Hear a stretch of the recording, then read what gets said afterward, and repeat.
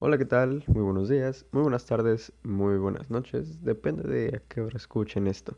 Mi nombre es Emiliano Mendoza y les voy a hablar sobre Maximiliano de Habsburgo.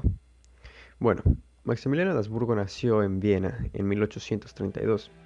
Fue el segundo hijo del archiduque Francisco Carlos de Habsburgo, hermano del emperador de Austria y de la princesa Sofía de Baviera. Al igual que sus hermanos, Maximiliano tuvo una rigurosa educación humanística, militar y de idiomas, pero destacaba entre ellos por su afición al arte de la arquitectura, la historia y la poesía. Cuando apenas tenía 16 años, una revolución obligó al emperador Fernando I a abdicar el trono a favor de su sobrino Francisco.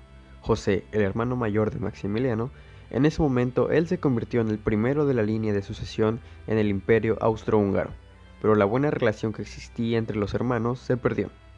Maximiliano viajó por el mundo sirviendo a la marina austriaca.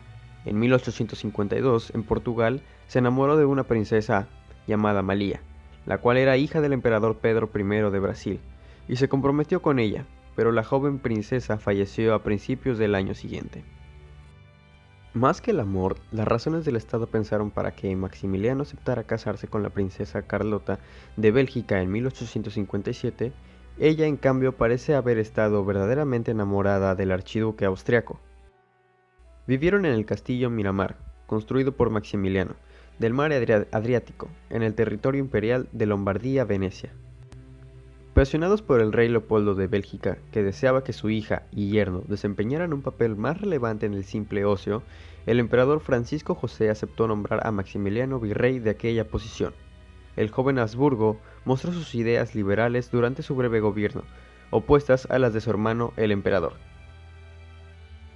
En 1862, una alianza formada por Francia, Inglaterra y España invadió el puerto de Veracruz cuando México se vio obligado a suspender el pago de su deuda exterior. Pero los planes de Napoleón III, el emperador de Francia, eran muchos más ambiciosos que simplemente cobrar una deuda. Siguiendo los consejos de su esposa y de los monárquicos mexicanos, que por años se habían intrigado en las cortes europeas, decidió derrocar al gobierno liberal de Benito Juárez para establecer en México un imperio subordinado militarmente a Francia, el cual se opusiera al empuje en Estados Unidos. El elegido para gobernar este imperio sería Maximiliano de Habsburgo. Maximiliano, por su parte, dudó en tomar la corona, la cual se le ofrecía, más aún cuando su hermano, el cual exigió que renunciara a su posición en la línea de sucesión al imperio austrohúngaro en caso de ascender al trono mexicano, pero finalmente las pretensiones del suegro, el rey Leopoldo, a su esposa Carlota, y sus propios sueños románticos de gobernar un reino al otro lado del mundo, lo hicieron decidirse. La acogida de sus nuevos súbditos se volvió más espontánea y calurosa. Maximiliano contaba con el respaldo de buena parte de los conservadores, aquellos que se habían inclinado por el monarquismo, pero el emperador gobernó siguiendo sus ideas liberales y confirmó la vigencia de las leyes de reforma que habían significado la separación del Estado y la Iglesia, así como la nacionalización de los bienes de ésta.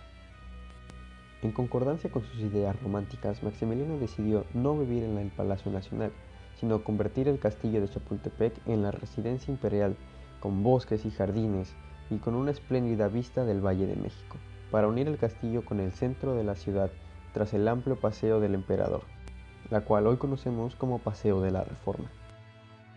Mientras Maximiliano pasaba el tiempo planificando edificios, jardines, haciendo viajes a Cuernavaca o elaborando complicados reglamentos para la corte, Carlota ejercía su autoridad y don de mando en los asuntos del imperio. La Roja, como la llamaban los conservadores por sus ideas liberales, parecía más convencida que Maximiliano de tener éxito en su aventura imperial.